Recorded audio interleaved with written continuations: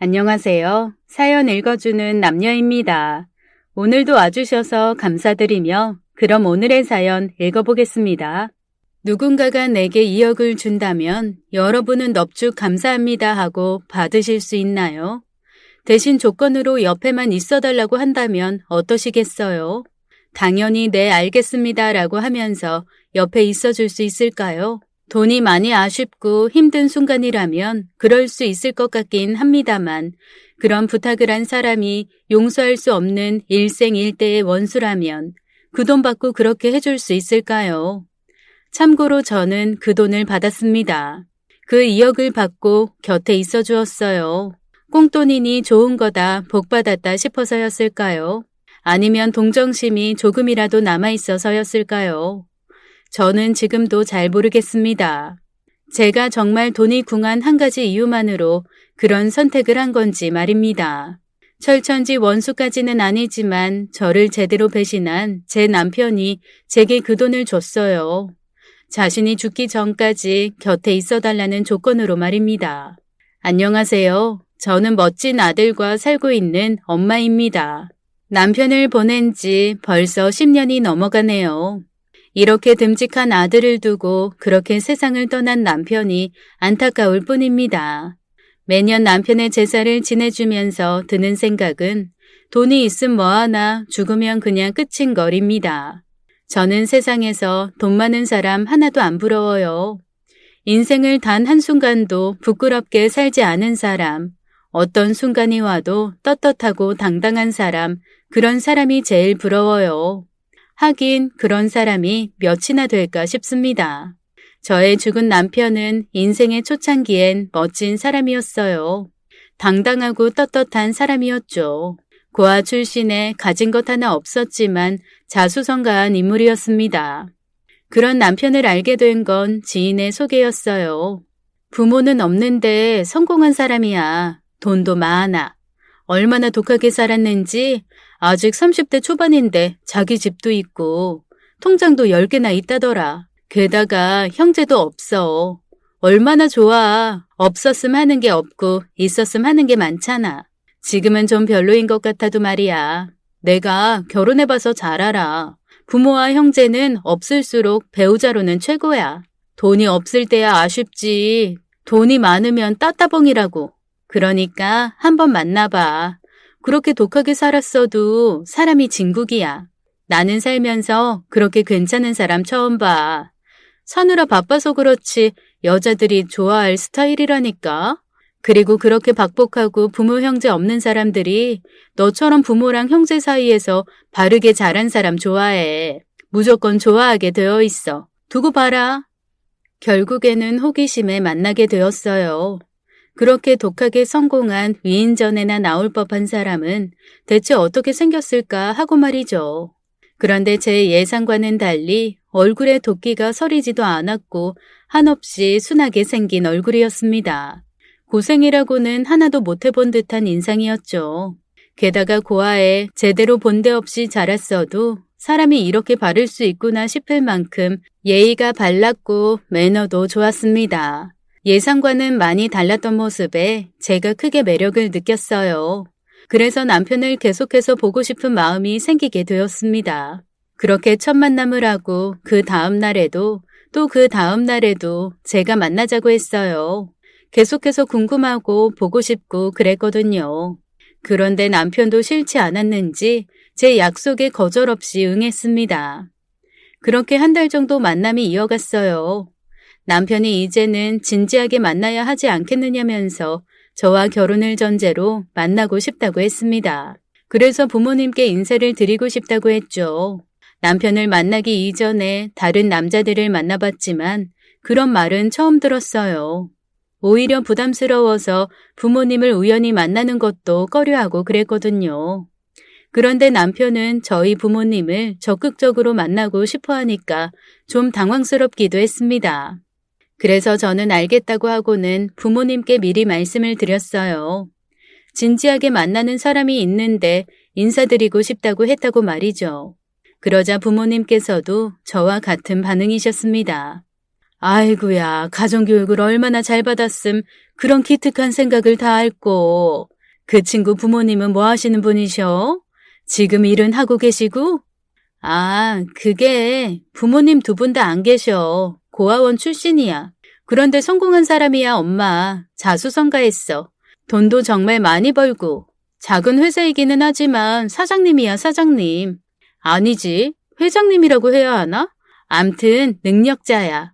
가정환경 같은 거 신경 안 쓰일 만큼. 그래서 엄마 아빠도 그 사람을 선입견 없이 잘 봐줬으면 좋겠어. 난 잘하면 결혼까지도 하고 싶거든. 그 사람도 그런 마음이 없지 않아 있는 것 같고 내가 먼저 관심을 가지기도 했고 말이야. 나 봐서 좋게 봐줄 수 있지? 그치? 그러자 제 말에 부모님 표정이 싹 굳으시는 거예요. 아무리 그래도 부모 두 분 다 없는 사람은 좀 아닌 것 같다고 말이죠. 선입견이라는 건 이미 바탕에 안 좋은 기본이 깔리면 생기는 거라면서 말입니다. 하지만 제가 조르고 졸라서 한번 만나기로 하기는 했습니다. 드디어 인사를 드리는 날 남편은 반듯하게 차려입고 양손에 선물을 잔뜩 들고는 저희 집을 찾아왔어요. 그래도 남편 얼굴 보면 부모님께서 좋게 봐주실 거라 생각했는데 부모님의 반응은 제 기대와는 달랐습니다. 표정부터 안 좋으셨고 남편의 밝은 인사도 제대로 받아주시지 않으셨죠. 저도 저희 부모님이 그런 분들이실지 전혀 예측하지 못했어요. 그리고 남편에게 건네는 모든 말씀들에 너무 가시돋쳐 있었습니다. 아이, 자네 고아원 출신이라고?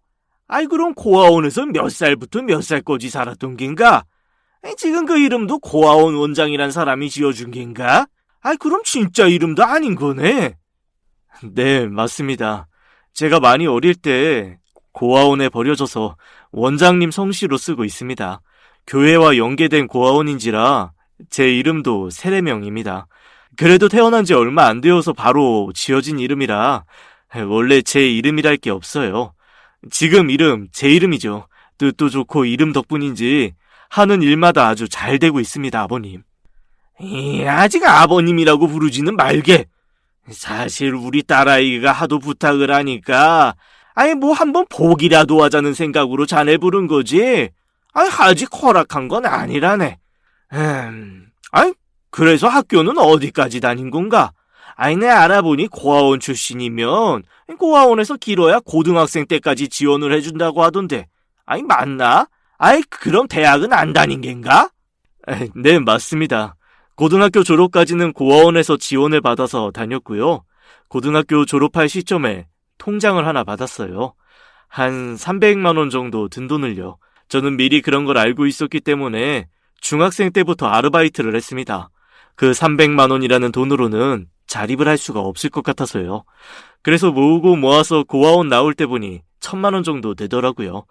그 돈이 지금 하고 있는 사업에 뿌리가 되었습니다. 고아원에 같이 있었던 형이랑 사업을 시작했어요. 뭐 그 덕에 지금까지 아주 잘 되고 있습니다. 저도 몰랐는데 바로 옆에서 남편의 성공 일대기를 듣고 있자니 너무 대단한 거예요. 저는 남편과는 달리 그 나이 때 그저 부모님 도움받으면서 대학을 다녔는데 말이죠. 남편은 훨씬 어릴 때부터 생존을 목적으로 그렇게 열심히 살았다니 정말 위대한 성공 스토리를 보는 듯한 기분이 다 들었죠. 그런데 이런 한없이 대단한 사람을 아버지는 한없이 낮게만 보셨습니다. 그렇게 면접을 보는 듯이 질문을 이어가다가 저희 어머니께서 음식 준비가 다 되었다고 말씀하셨어요. 그런데 아버지께서 남편에게 그냥 가라고 하시는 겁니다. 식구나 같이 식사를 하는 거지 앞으로 볼 일 없으니 같이 식사할 필요도 없다고요. 그때 처음으로 남편의 절망 가득한 표정을 보았습니다.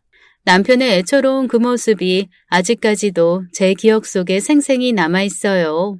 눈은 부릅뜨고 있었지만 입술은 파르르 떨리고 주먹은 꽉 쥐고 있었습니다. 그렇다고 저희 아버지에게 버릇없이 굴지도 않았어요.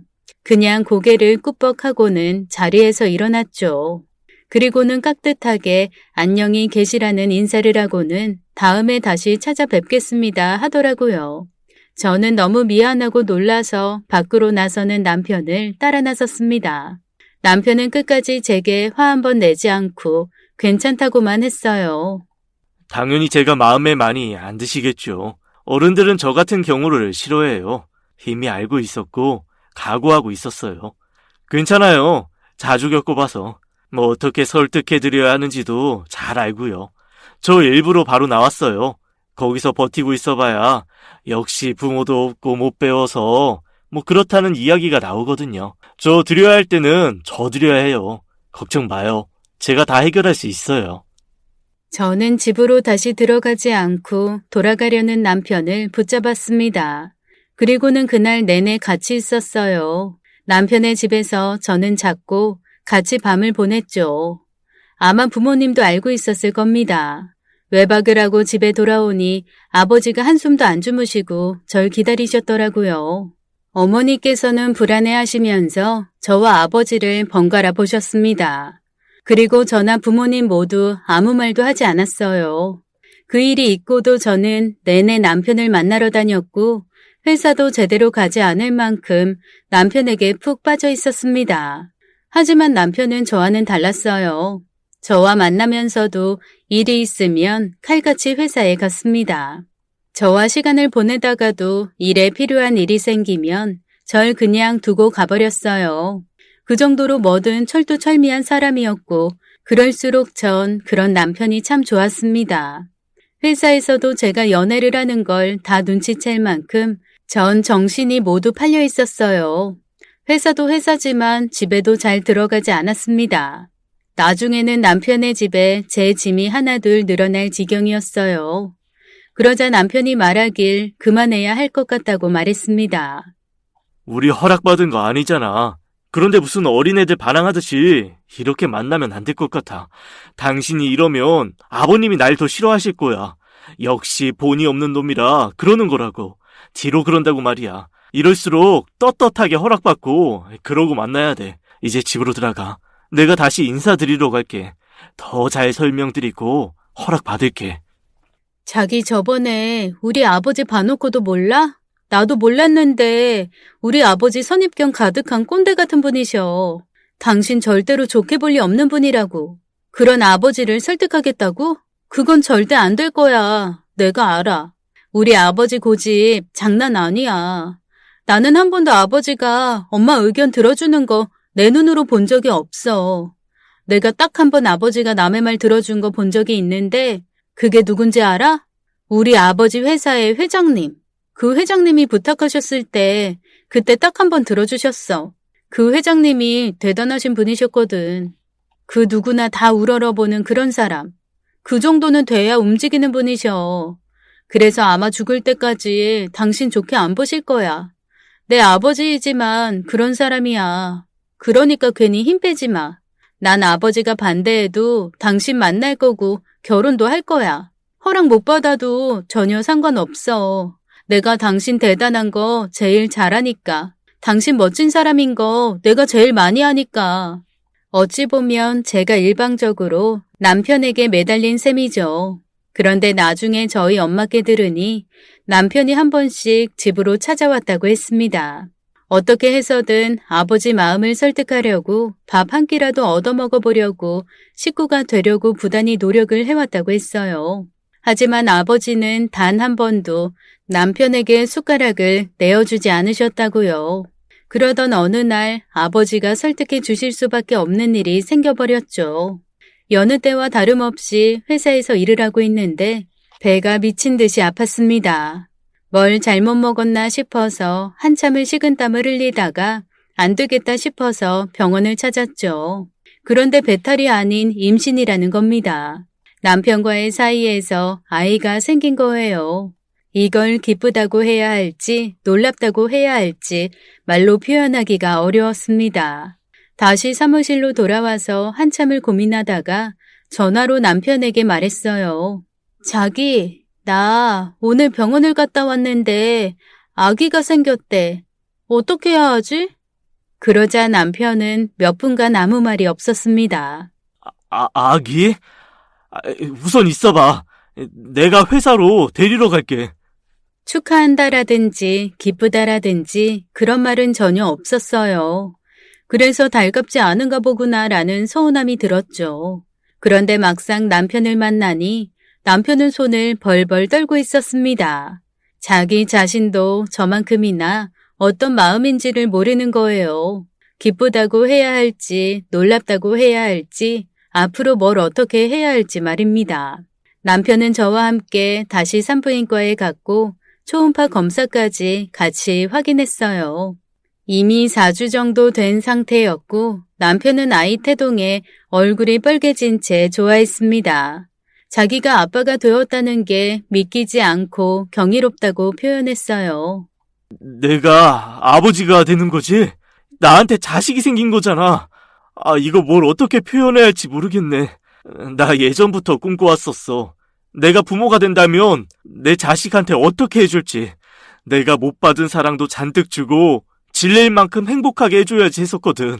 그런데 내가 예상한 것보다 이렇게 빨리 아버지가 되다니 감정을 어떻게 주체를 해야 할지 잘 모르겠어. 당신은 기분이 어때? 나랑 비슷해? 아니면 무서워? 어떤 기분이야? 사실 나도 잘 모르겠어. 뭐부터 해야 할지도 모르겠고. 무서운 게 제일 큰 것 같아. 나도 아직 준비가 안 되었으니까. 그리고 제일 무서운 건 우리 아버지한테 어떻게 말씀드려야 할지야. 난 그게 제일 무서워. 어떡해? 남편도 그제야 저희 부모님이 떠올랐는지 멈칫했습니다. 그리고는 저를 데리고 아기 용품점에 가서 갖가지 아기 용품을 다 사고는 차에 싣고 그대로 저희 집으로 갔습니다. 가서 사실대로 말씀을 드리고 결혼 허락을 받자고 하더라고요. 남편이 저희 집 배를 누르는데 꼭 제 심장을 누르는 듯한 느낌이 들었고 이상하게 배가 땡겨오는 느낌이 다 들더라고요. 집에 들어서자 아버지는 저희를 쳐다보지도 않으셨고 엄마는 무슨 일인 건지 눈이 커져 있었죠. 남편은 아까 샀던 아기 신발을 시선을 피하는 아버지 눈앞에 올려놓았습니다. 그리고는 절을 한번 하고 죄송하다고 사과를 먼저 드렸죠. 다른 말을 안 해도 눈치챌 수 있는 상황이었습니다. 신문을 보고 계시던 아버지는 보고 있던 신문을 말아서 남편을 마구 때렸어요. 놀란 저는 맞는 남편을 막아섰고 아버지는 차마 저를 때리지는 못하셨습니다. 내 이럴 줄 알았어. 보고 배운 게 없으니 이딴 식으로 하지. 나는 너 같은 종자들 특성을 아주 잘 알아. 이런 식으로 묻어가려나 본데. 어림도 없다. 애 생겼다고 내가 허락할 것 같으냐? 당장 아이 지우고 없던 일처럼 다시 새로 시작하면 된다고. 아빠, 지금 내 뱃속에 애가 있어. 그런데 어떻게 그게 없던 일이 될 수 있어? 아빠가 고리타분한 사람인 건 알았지만 지금은 선을 넘었어. 어떻게 그런 말을 해? 아이가 다 들어. 그리고 이 사람이 무슨 죽을 죄를 지었어? 아니면 범죄자야? 중범죄라도 지었냔 말이야. 그저 안타깝게 부모한테 버려져서 어떻게든 열심히 성실히 살아보려는 사람한테 어떻게 그럴 수가 있어? 이 사람 성공한 사람이야. 부모가 있는 그 어떤 사람들보다도 성공해서 아주 잘 살고 있는 사람이라고. 아빠도 다 알고 있잖아. 왜 이 사람한테만 그렇게 쓸데없이 엄격해? 아빠가 그렇게나 잘났어? 솔직히 말해서 아빠도 할아버지 할머니 밑에서 편하게 공부하고 걱정 없이 살았잖아.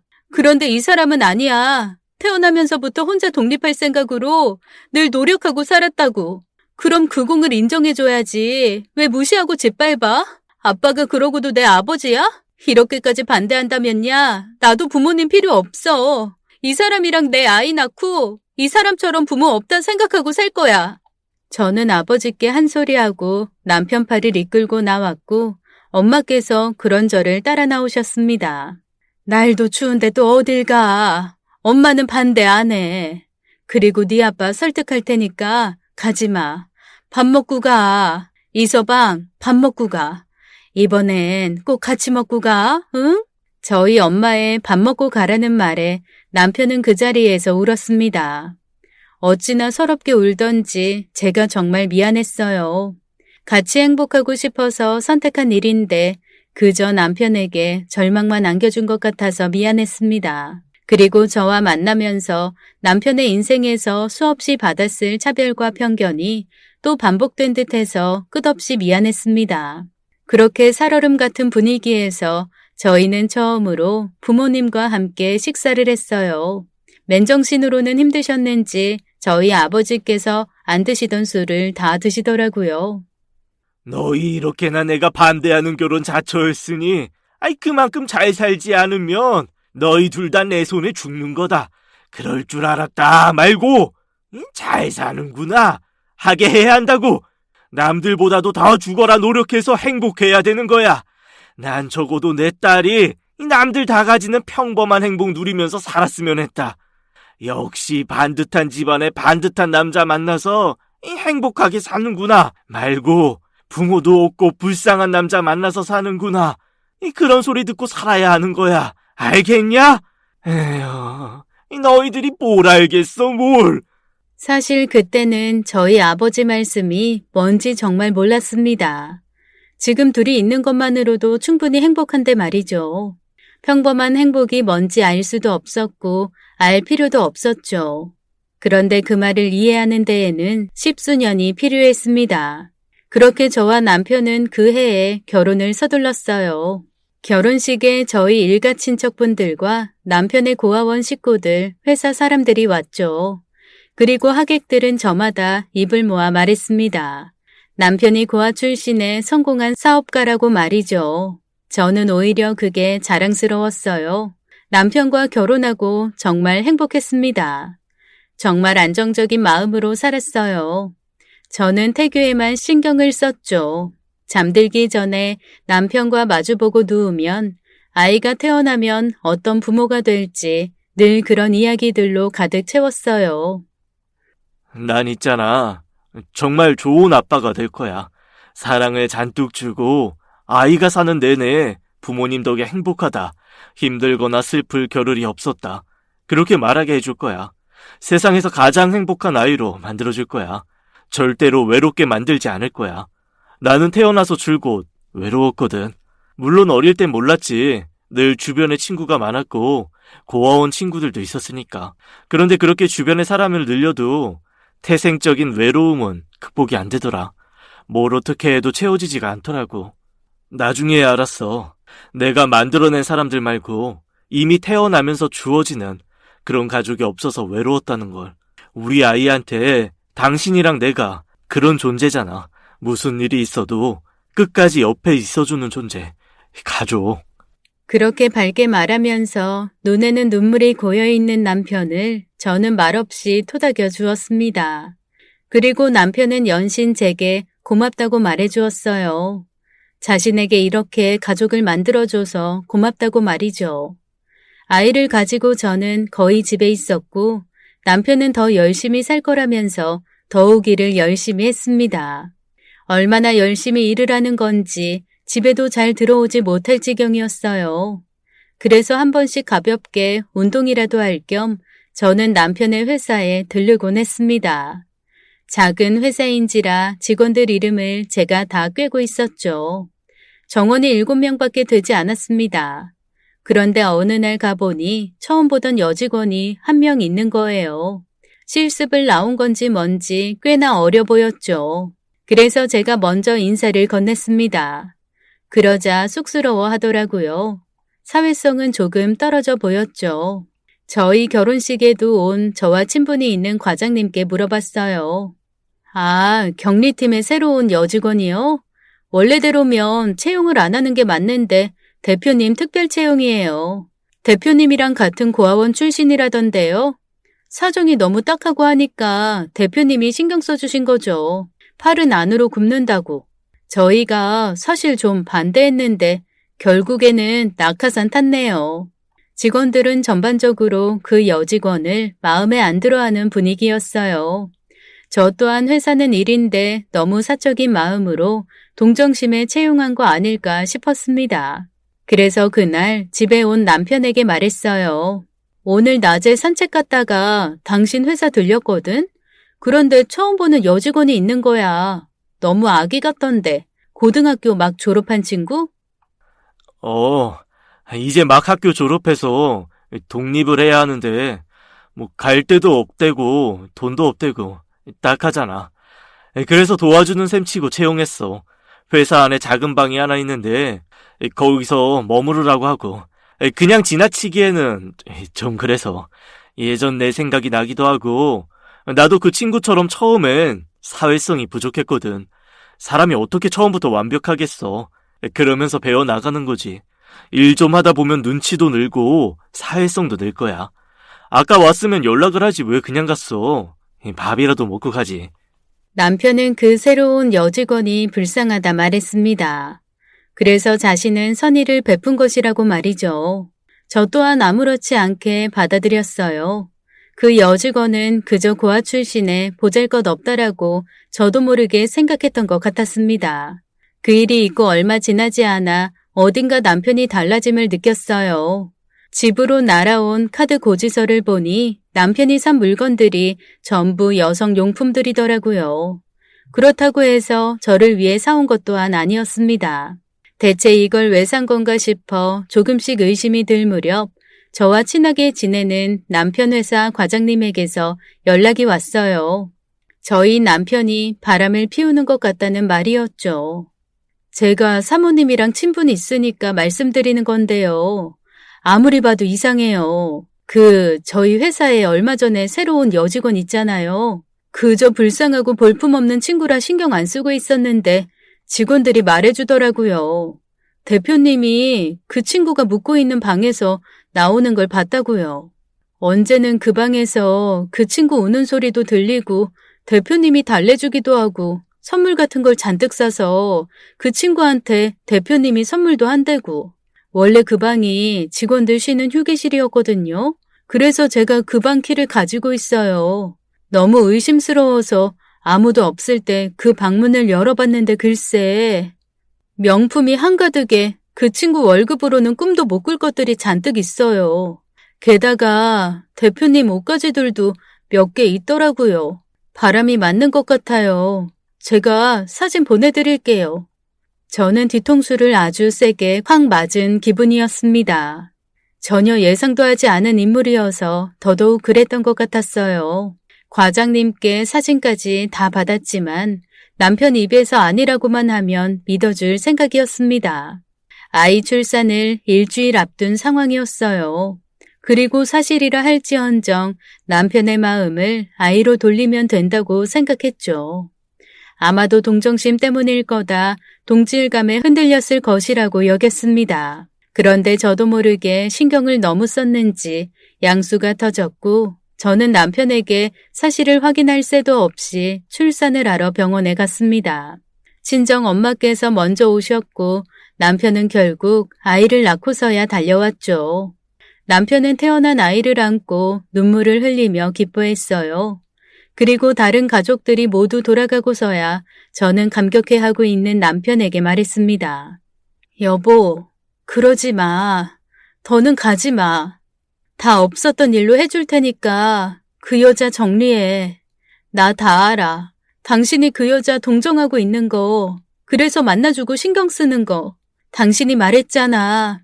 우리 아이 정말 행복하게 해줄 거라고, 안정적인 부모가 되어줄 거라고 했잖아. 그러니까 그러면 안 되는 거잖아. 그렇지? 난 다 이해해줄 수 있어. 잠시 흔들릴 수 있어. 우리 아버지가 그랬어. 사랑보다 앞서는 게 동정심이고 연민이래. 그래서 처음에 당신 허락 못한다고 무슨 일에도 동정심이 깔린 채 당신을 대할 거라고. 그래서 아버지가 평범한 사랑이 좋은 거라고 우리를 반대하셨던 거고. 제 말이 끝나기도 전에 남편은 눈살을 찌푸리며 말했습니다. 당신도 장인어른이랑 같은 말을 하고 있네. 노력으로 안 되는 건 없어. 동정심? 누가 그래? 내가 그 여자를 동정한다고 생각해? 아니, 그런 거 아니야. 나 그 여자 사랑해. 아니, 물론 시작은 안쓰러웠던 건 맞아. 부모에게서 버려졌고 꼭 예전에 날 보는 것 같았어. 그래서 처음에 신경 썼고 내가 먼저 다가간 거 맞아. 그렇지만 지금은 아니야. 동정심 아니고 나 그 여자 진심으로 사랑해. 그리고 그 여자는 나 없으면 안 될 것 같아. 당신 말대로 당신은 부모도 있고 이제는 아이도 있어. 그런데 그 여자는 나밖에 없어. 온 세상에 의지할 사람이 나뿐이야. 그래서 내가 옆에 있어주고 싶어. 안 그래도 정리해서 말해주려고 했어. 나 그 여자 혼자 못 둘 것 같아. 지금 지내는 회사 쪽방에 두는 것도 너무 안쓰러워. 행복하게 해주고 싶어. 당신이랑 우리 자식한테 너무 미안하지만 내가 그 사람 구원해주고 싶어. 막 아이가 태어난 마당에 바람난 남편의 고백이라니 그렇게도 가혹할 수가 없었습니다. 저는 악을 쓰며 남편을 때렸고 남편은 그저 다 맞아주었어요. 마치 예전에 저희 관계를 반대하던 아버지가 때리실 때 맞아주던 것처럼요. 아이와 함께 산후조리원에서 나오면서 저는 친정에 말씀드렸습니다. 남편과 헤어질 거라고, 아이는 제가 키울 거라고 말이죠. 남편은 아이만은 자신이 데려가길 원했지만 저는 죽어도 아이를 뺏기고 싶지 않았어요. 소송도 불사하겠다고 했죠. 그러자 남편은 아이보다도 그 불쌍해 죽겠다는 여자가 더 신경이 쓰였는지 끝내 아이도 포기했습니다. 재산 분할을 하고 남편은 제가 원하는 모든 조건을 들어주었어요. 아이의 양육권은 온전히 제게 넘어왔습니다. 그리고 다시는 아이를 볼 생각하지 않는 것, 그게 제 이혼의 요구 조건이었습니다. 남편 없이 친정에 돌아왔을 때 아버지는 아무 말씀도 하지 않으셨어요. 저는 당연히 아버지께서 그럴 줄 알았다고 한탄하실 줄 알았거든요. 상처 가득 안고 아이와 돌아온 딸에게 차마 그러실 순 없으셨나 봐요. 그 모습에 저는 더 가슴이 아팠습니다. 불효도 참 그만한 불효가 없었어요. 친정에 돌아와서 저는 한동안 정신을 못 차리고 살았습니다. 밥도 잘 먹지 않았고 아이가 울어도 돌보지 않아 저희 엄마가 달려오셨죠. 멍하니 창밖만 보고 지냈습니다. 그런 모습에 아버지는 지쳐서 잠든 제 이마를 쓸어내려 주실 뿐이었습니다. 그러다 어느 순간 제가 정신을 차렸어요. 내가 잘못한 거 하나 없고 떳떳한데 내가 왜 꼭 죄인처럼 살아야 하나라는 생각이 들었죠. 게다가 제가 정신을 차려갈 때쯤에 아버지께서 호되게 혼을 내셨습니다. 너 나한테 뭐라고 했냐? 이 분명 잘 살 거라고 다짐했지. 남편의 네 인생의 전부는 아니잖아. 이 남편 같은 거 없어도 애랑 너랑 잘 살면 그만이야. 그러니까 이제 그만 정신 차리고 네 인생을 살아. 꼭 그놈 때문에 그렇게 살지 말라고 이 한심한 녀석아. 그때 머리가 띵하고 뭐에 맞은 기분이 들더라고요. 그리고선 아이를 한번 바라보았습니다. 남편과 잠들기 전 늘 하던 약속 중에 저도 약속한 게 있었어요. 아이를 행복하게 해주겠다. 사는 내내 슬플 일이 없도록 하겠다. 그 약속이 꼭 남편이 있다는 전제하에 한 것은 아니었으니까요. 그래서 저는 정신을 차리고 일부터 시작했습니다. 결혼에 실패했지 인생에 실패한 것은 아니니까요. 부모님의 응원에 힘입어 열심히 면접을 보러 다니고 오랜 장고 끝에 취업도 했습니다. 물론 경력이 단절되었고 이전에 다니던 회사보다는 좋지 않았지만 괜찮았어요. 꼭 제2의 인생을 시작하는 기분이었고 제가 열심히 살아가는 데에 있어서 원동력인 내 아이도 있었으니까요. 그 당시 제 월급은 고작 180만 원이었습니다. 거기에서 점심값을 빼고 뭐 빼면 남는 것도 없었죠. 물론 남편이 재산 분할로 남겨준 것이 있었지만 이상하게 그 돈은 안 건드리고 싶더라고요. 온전히 그 돈은 자식만을 위해 써야지 하고 남겨두었습니다. 그러던 어느 날 저희 아버지께서 지병으로 돌아가셨어요. 그때 제 아들이 중학생 무렵이었어요. 저희 아버지를 할아버지가 아닌 아버지처럼 따르고 있었기에 아들의 충격도 이만저만이 아니었죠. 하지만 남편은 오지 않았습니다. 남편의 회사 직원 중 저와 친분이 있던 몇몇은 장례식장에 왔지만 끝끝내 남편은 오지 않았죠. 왜 오지 않는지도 저는 묻지 않았습니다. 그러다 장례식 마지막 날에 직원분 중 한 분이 제게 말했어요. 남편이 많이 아프다고요. 정확한 건 모르지만 회사에도 자주 출근하지 않는다고 말했습니다. 대표님이 개인적인 이야기를 잘 하시는 편은 아니라서 사모님이랑 헤어지시고 재혼 안 하셨어요. 그 전에 불미스러웠던 그 여직원은 회사를 그만뒀고요. 뭐래더라? 동거하던 남자가 있던 것 같더라고요. 그래서 자연스럽게 대표님이랑도 끝난 것 같고, 그 뒤에 대표님이 많이 힘들어 보이시기는 했어요. 한 번은 회사에서 대표님이 쓰러져서 실려간 적도 있었고요. 그 뒤로 일주일에 길면 3일 정도 출근을 하시다가 요새는 한 달에 몇 번 겨우 나오세요. 그런데 그것도 대리인이 하는 경우가 많고, 아버지의 죽음 때문에 슬픔에 잠겨 있었던 터라 전 남편의 슬픔이나 고난 따위가 들어올리 만무했죠. 그저 그렇게 되었구나 하고 말았습니다. 아버지 돌아가시고 한참을 정리하고 슬퍼하고 친정 엄마와 아들 저 모두 많이 힘들었습니다. 그러다 보니 시간은 정말 빨리 흐르더라고요. 1년 동안은 온 가족이 슬픔과 애도에 빠져 있었어요. 아들이 고등학교에 진학하고 정신없이 일을 하다 보니 다시금 현실로 돌아왔습니다. 먹고 살 걱정하니 금방 정신을 차리게 되긴 하더라고요. 집에서 경제활동을 하는 사람이 저뿐이다 보니까 돈이 필요했습니다. 평생 아버지 곁에서 가정주부로만 계셨던 어머니께서 일을 시작하시기는 어려웠죠. 연세도 많으셨고 무릎이 많이 안 좋으셔서 외부 활동을 하기도 힘드셨어요. 그래서 제가 주력해서 일해야만 했습니다. 하지만 아무리 일을 열심히 해도 작은 회사에서 일을 하다 보니까 월급이 오르지도 않았고 진급 또한 없었어요. 평생 그 월급 180만 원이었죠. 그러다 보니 절대 쓰지 말아야 한다는 전 남편이 남긴 돈을 쓰게 되더군요. 그리고 돈은 쓸수록 금방이라더니 정말 금방 다 쓰게 되었어요.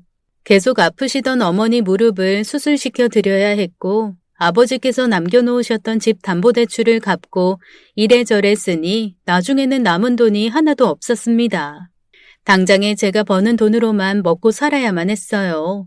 그래서 저는 제가 하는 일이 끝나면 택배 아르바이트를 했습니다. 물론 가족들 몰래요. 아들은 자신이 도움이 안 된다면서 미안해했지만 괜찮았어요. 적어도 하염없이 아무것도 안 하면서 좌절하던 지난 날들보다는 생기 있었으니까요. 아들에게는 걱정 말고 공부만 열심히 하라고 격려했죠. 그러던 중에 갑자기 띠링하고 제 핸드폰에서 문자가 들어오는 소리가 났습니다. 확인하니 입금 내역이었어요. 아직 월급날도 되지 않았는데 뭐지 하고 보니 제 통장으로 5천만 원이 들어와 있었습니다. 이 돈이 대체 뭐지 하고 입금자를 보니 전 남편 명의였어요. 그래서 바로 전화를 걸었습니다. 당신 이거 뭐야? 나한테 돈을 왜 보내? 그러자 남편은 아무 말도 하지 않았고 숨소리만 들릴 뿐이었습니다. 한참을 말을 안 하다가 제게 문자로 주소를 하나 보내는 거예요. 주소는 병원이었습니다. 그래서 일을 제쳐두고 씩씩대며 보내준 주소로 갔어요. 남편은 아주 큰 병실에 혼자 누워 있었습니다. 많이 아프다고 했어요. 얼마 안 있으면 죽을 거라고 했습니다. 왜? 이제 죽으니까 나한테 한 짓이 미안해졌니? 이제 와서 사죄라도 하고 싶다는 거야? 그래? 아니, 나 죽을 때 옆에 좀 있어달라고 부탁하려고. 그래서 불렀어. 나 좀 있으면 죽어. 어차피 죽으면 돈이고 뭐고 다 필요 없어. 난 가족도 없잖아. 당신이랑 우리 아들밖에는. 그러니까. 아, 자기 불쌍하니까 죽는 거 봐달라고? 이제 와서? 그럼 내가 얼씨구나, 불쌍하다, 안타깝다 이럴 줄 알았니? 우리 아버지 돌아가셨어. 너도 직원들한테 들었으니까 잘 알겠지. 우리 아버지 너 때문에 돌아가신 거야. 너 때문에 속병 나서. 그렇게 반대하던 결혼 그렇게 큰 소리 쳐놓고 하더니 잘 살지도 못하고 넌 나 배신하고 바람피고 그렇게 배신하고 갔으면 그 여자랑 잘 살아야지 이게 뭐니? 왜? 그 여자는 아픈 사람은 싫대? 이제 네가 필요 없대? 아픈 사람은 싫대. 자기 부모도 아파서 죽어서 아픈 사람이면 지긋지긋하대. 그래서 떠났어. 그래서 나한테 이제 당신밖에 없어. 우리 아들이랑. 내가 죽을 때까지 내 옆에 있어주면 내가 2억을 당신에게 줄게. 당신 요새 힘들잖아. 내가 알아봐서 잘 알아. 사실 아무 조건 없이 줄 수도 있지만 죽는 마당에 이렇게라도 부탁하고 싶어. 내가 쓸쓸하지 않게 내 숨이 멎을 때까지 내 옆에 좀 있어줘. 옆에만 있어주면 돼. 있으면서 때려도 되고 구박을 해도 좋아. 보살펴 달라는 게 아니야. 그냥 다른 거 필요 없고 내 옆에만 있어줘. 나 너무 쓸쓸해. 태어났을 때도 혼자였는데 죽을 때도 혼자 죽는 건 너무 싫어. 장인어른 일은 안타깝게 됐어. 나도 장례식 가고 싶었어. 하지만 지금 꼴을 당신도 봐서 알겠지만 갈 수가 없었어. 미안해. 그건 정말 미안해. 그리고 우리 아들도 보게 해주면 안 될까? 평생 안 보고 살겠다고 당신한테 약속했는데 죽을 날 받아놓으니까 너무 보고 싶어. 남편이 힘이 없는 목소리로 제게 애원했고 눈물을 보였습니다. 그때까지도 저는 남편이 불쌍하지 않았어요. 그저 자업자득이다 싶었습니다. 저는 애원하는 남편의 모습을 뒤로 한 채 그냥 나와버렸습니다. 그런데 그렇게 씩씩대면서 집으로 돌아가는 길 내내 그 돈만 생각이 났어요. 2억이면 조금 있으면 대학 가는 아들 학비도 대줄 수 있고 친정 엄마의 아픈 무릎을 생각해서 계단 없는 곳으로 이사할 수도 있고 말이죠. 나도 고생하는 택배 아르바이트 그만둘 수 있지 않을까 그 생각만으로 가득 찼습니다. 남편에 대한 불쌍한 마음보다는 당장에 앞으로 살아가는 내내 들어가는 돈만 떠올렸어요. 당연한 거였죠. 남편은 죽을 사람이고 저는 앞으로 살아가야 하는 사람이었으니까요. 그리고 저와 아들을 내버린 남편이 제게 그 정도 돈을 쥐어주는 건 큰 돈이 아니라는 판단이 서게 되었습니다. 그래서 다음날 눈을 뜨자마자 남편에게 갔어요. 어제 당신이 말했던 거 그거 정말 사실이지? 다른 거 없이 내가 당신 죽을 때까지 옆에만 있어주면 나한테 2억 준다는 거. 그거 확실한 거지? 그런데 만약에 당신이 안 죽으면? 그럼 어떻게 해? 내가 손해 아니야? 난 돈도 못 받고 시간만 버리는 거잖아. 안 죽어도 2억 주는 거야? 언제쯤 줄 수 있는데? 안 죽는다면 그거야말로 기적이네. 가는 길에 내 담당이 만나봐. 길어야 3달 일했어. 당신 말대로 내가 살 수만 있다면 2억이 뭐야. 전 재산을 다 주지. 걱정 마. 다 줄게. 남편은 허탈한 듯이 웃었고 그날을 기점으로 저는 남편의 병실로 출퇴근을 했어요. 돈도 돈이지만 저 속썩이고 배신했던 남편의 끝을 제 두 눈으로 똑똑히 보면 그만큼 속 시원한 순간이 없을 것 같았으니까요. 그래서 비참한 말로 한번 보자 그런 배짱으로 매일 갔습니다. 그런데 사람에게 가장 안 좋은 약점이 있잖아요. 바로 측은지심이요. 아무리 제 가슴에 난도질을 하고 떠났던 전 남편이기는 했습니다만 조금 있으면 사람이 죽는다는데 마음이 안 약해지고 배길 수가 없었죠. 한 번씩 심하게 고통스러워하면서 아파할 때면 방금 전까지 잠들었을 때 숨통을 막아버릴까 하던 마음도 눈 녹듯이 사라져버렸습니다. 어차피 죽을 인간 내가 그딴 애를 써서 뭘 하나 싶었죠. 그리고 병실에 전 남편과 단둘이 긴 시간 동안 머무는데 자연스럽게 대화가 오고 갔습니다. 그래서 아직 재혼은 안 한 거야? 따로 만나는 사람은 없고? 미쳤다고 내가 남자를 또 만나니? 너한테 그렇게 제대로 뒤통수를 맞아놓고? 그리고 그럴 시간도 없다. 내 아들 좀 있으면 사회 나가야 돼. 꽃길을 열어주진 못해도 비탈길은 안 만들어줘야지. 그래서 내가 지금 죽어도 안 만나고 싶은 널 다시 만나서 이렇게 돈을 구걸하고 있잖아. 내 새끼 편한 길만 가게 해주려고. 그러는 너는 돈도 많으면서 이런 병이나 걸리고 네 팔자도 참 우습다. 그러네. 맞네. 내 팔자 진짜 그지 같다. 그렇지. 그래도 내가 인생을 마냥 헛살지는 않았나 봐. 당신이 옆에 있어주잖아. 그리고 내 자식도 이 생에 남아있고. 그게 얼마나 다행인가 몰라. 부모 없이 세상에 나와서 아무것도 없이 갈 생각하면 서러울 텐데 그래도 당신이랑 내 아들이 있어서 든든해.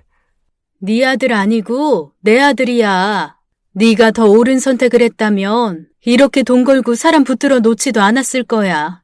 배신을 한 건 너였고 난 단 한순간도 널 버린 적이 없으니까. 네 부모님이 널 버린 건 맞지만 나랑 내 아들은 먼저 널 버린 적은 단 한 번도 없었어. 이야기를 나누다 보니 감정이 격해져서는 하루에도 12번씩 싸우게 되었죠. 물론 싸웠다기보다는 제가 일방적으로 화를 내긴 했지만요. 아무렴 바람 피우고 배신했던 남편 면전에서 웃을까요? 이 인간이 죽을 때까지 심심하지 않으려고 나를 부른 건가 싶기도 했습니다. 그렇게 말다툼을 할 때 씩씩대는 건 저뿐이었어요. 전 남편은 그저 화내는 절 보면서 다행이라는 표정만 짓더라고요. 어떨 때는 떠들어대는 절 보면서 신나 보이기까지 했어요. 저 인간이 진짜 죽을 인간이 맞나 의아했고 그럴 때면 한 대 패주고 싶기도 했죠. 그러다가 그렇게 전 남편 병원에 들락거린 게 일주일쯤 지났나 아들이 궁금해 하더라고요. 제가 회사 마치고 집으로 안 오고 자꾸 어딘가에 가고 주말에도 나가고 또 어떨 때는 도시락 같은 걸 싸서 나가기도 하니까요. 엄마, 혹시 연애해? 아니, 남자 생겼어? 난 괜찮으니까 솔직하게 말해봐. 집이랑 일밖에 모르는 사람이 요새 바람든 것 같아 보이잖아. 나 되게 쿨한 아들이야. 그런 거에 크게 신경 안 써. 내가 연애할 시간이랑 돈이 어디 있어? 나는 우리 아들만 보고 사는데. 내가 누굴 만나? 내 이 두 눈으로 아들만 담기에도 눈 두 개가 부족한데. 그런 거 아니야. 그냥 알바 같은 거 하는 거야. 지금 벌이로는 좀 부족할 것 같아서. 엄마가 진짜 돈 많이 벌어서 우리 아들 나중에 근사한 차 한 대 뽑아줄 거거든. 그러려면 죽어라 벌어야지. 자존심이고 기억이고 다 집어치우고. 그래서 그 차 뽑아줄 수 있는 알바가 어떤 알바인 건데? 그럼 그 알바 한 몇 년 해야 하는 거야? 그러면 아르바이트 하지 마, 엄마. 나 그렇게까지 차 필요하지 않아. 이 차는 내가 대학 다니면서 돈 조금씩 모으고 나중에 취업해서 그때 더 벌어서 사면 되지. 그러니까 일하면서 알바까지 하지 마. 나 마음 불편해. 계속해서 제게 일하지 말라고 하는 아들에게 결국에는 사실대로 말해주었어요. 아버지가 아파서 병원에서 돌봐주고 있다고, 그리고 그 몫으로 돈을 받기로 했다고 말이죠. 그러자 아들은 분노했습니다. 전 남편이 끝까지 야비하다고요. 그런 돈 받지 말고 가지도 말라고 저를 말렸습니다. 아들에게는 알겠다고는 했지만 제대로 말을 하고 그만둔 것도 아니고 그동안 병원에 왔다 갔다 한 게 아깝기도 했어요. 그래서 다음 날에도 병원에 갔습니다. 그런데 아들이 절 따라왔더라고요. 따라와서까지 저한테 뭐라고 하더라고요. 엄마는 자존심도 없어? 우리 버린 사람이잖아. 그런데 뭐하러 돈 때문에 그렇게 하는 건데? 난 싫어. 아니, 나중에 너 이 엄마한테 엄청 고마워하게 될걸? 돈은 많을수록 사는데 편리해지는 거야. 너는 아직 어려서 모를 수 있는데 엄마는 살면서 많이 느꼈어. 그리고 이 돈이 있어야 잠깐 자존심 버려도 길게 행복할 수 있어. 얼마나 좋니? 평생을 벌어도 못 벌 수 있는 돈, 언제 죽을지도 모르는 사람 옆에만 있어주면 받을 수 있다는데 넙죽 받아야지. 안 그래? 지금이야 네가 순수한 마음에 자존심이고 뭐고 따지겠지만 나중에는 엄마한테 대단히 감사해야 할 거야. 이 엄마가 속물 같아도 차마 너는 그냥 모르는 척해. 몇 차례 옥신각신 하다가 결국에는 아들이 남편이 있는 병실안까지 들어왔어요. 그리곤 조용해졌죠. 아들이 갓난아이 일 때 보고 한참을 못 봤던 터라 남편은 아들의 얼굴을 못 알아볼 줄 알았어요. 그래도 핏줄이라고 남편은 바로 아들을 알아보고는 이름을 불렀습니다. 그리고 아들도 남편을 바라보고는 울더라고요. 10여 년 넘게 안 보고 살았는데 그래도 막상 아빠의 아픈 얼굴을 보니 슬펐는지 아무 말도 못하고 울기만 했습니다. 전 울지 않았어요. 저만 이상한 건가 싶었는데 아들은 굳이 남편에게 악감정까지는 없었고 그간 저를 생각해서 그리 해주었던 것 같았습니다. 자신의 아버지를 싫어하는 척, 미워하는 척 말이죠. 아들은 남편에게 다가가지도 못하고 한참을 울었어요. 그러다 남편의 부름에 다가갔고 남편은 그저 아무 일 아니라는 듯이 아들을 토닥여 주었습니다. 그렇지. 이 생판 모르는 사람도 텔레비전에 나와서 죽는다고 하면 울어주던데 하물며 네 친아빠가 곧 죽는다는데 울어줄 수 있지. 고맙다 아들. 울어줘서 되게 고맙네. 남편은 우는 아들을 달래며 말했습니다. 자신이 아프단 사실을 알고 여태 울어준 이 하나 없었다고요. 그래서 아들의 그 눈물만으로도 큰 위안이 된다고 말이죠. 그렇게 부자 상봉을 하고 난 뒤엔 아들도 병실에 매일 왔어요. 저와 함께 둘이 말이죠.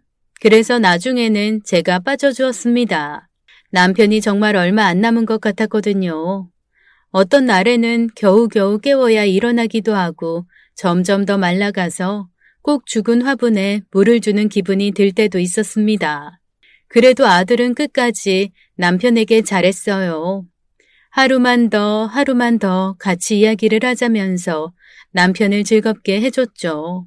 만나고 내내 왜 아들과 저를 버렸는지에 대한 원망은 단 한마디도 안 했습니다. 그러던 어느 날 아들만 병실에 보내놓고 저도 일을 끝내고 병원으로 가고 있는데 아들과 남편의 대화가 밖까지 들리더라고요. 남편의 우는 소리가 들렸고 아들이 격양된 목소리로 말을 하고 있었습니다. 앞에 내용이 어떤 건지 정확히는 모르나 벌 받는 거야. 엄마 힘들게 하고 나도 버리고. 그래서 아빠 벌 받는 거라고. 나중에는 말 못할까봐 이렇게 말하는 거야. 아빠 인생 한참 잘못 살다 가는 거라고. 그래, 마음껏 원망하고 미워해. 내가 잘못 산 건 맞는데 적어도 엄마랑 너랑 가족으로 둔 건 잘한 것 같아. 욕하면서도 계속 있어주잖아. 고맙다. 진짜 고마워. 남편은 계속 사과하고 고마워했고 아들은 분노를 표하긴 했지만 이내 남편의 약한 모습에 풀어진 듯 보였죠. 그리고 이튿날인가 남편이 제게 2억을 입금해 주었습니다. 그리고 남편은 멀리 떠났습니다. 그리고 장례를 모두 마치고 어영부영 정신없이 정리를 끝내니 4억이 더 입금되었어요. 남편이 사망보험금을 제 앞으로 해둔 거였습니다. 돈으로밖에 해줄 수 없었던 전 남편은 그렇게 보은을 하고 떠났죠. 고마워해야 할지 미안해해야 할지 알 수 없었는데 나중에 더 나이를 먹고 나니 알겠더라고요. 자신이 죽어도 자신을 계속 챙겨달라는 말이구나 하고요. 아직도 남편 제사 챙겨주고 있습니다. 아들 녀석은 따로 한 번씩 말동무를 해주러 가는 것 같아요. 아들과 남편이 무슨 말을 하는지는 모르지만 저는 찾아가면 욕만 늘어놓다 옵니다. 그러게 조금만 더 잘하지 그때 왜 그랬니 하면서요. 죽은 사람은 죽으면 끝이지만 산 사람인 저는 원망과 미련이 많이 남더라고요. 큰돈 받았다고 신나거나 기쁘지는 않았어요. 꼭 그 돈들이 제 업보 같고 무거운 짐 같았습니다. 세상엔 공짜가 없으니까요. 그래도 아들에게 아버지를 그렇게 나쁜 사람으로 기억되게 하지는 않고 떠난 것 같아서 남편은 2억이라는 큰 돈을 보람되게 쓰고 간 것 같습니다. 오늘 이야기 어떠셨나요? 그러게 있을 때 잘하지 왜 이렇게 뒤늦게 후회하고 깨닫는 사람들이 많은 걸까요? 결국엔 다 욕심과 욕망 때문인 것 같네요. 지금 곁에 있는 것에 만족하고 사는 삶이야말로 가장 행복해지는 지름길이 아닐까요? 오늘의 사연남녀 이야기는 여기까지입니다. 오늘도 끝까지 시청해주신 여러분 정말 감사드립니다. 저희는 다음 사연으로 돌아올게요.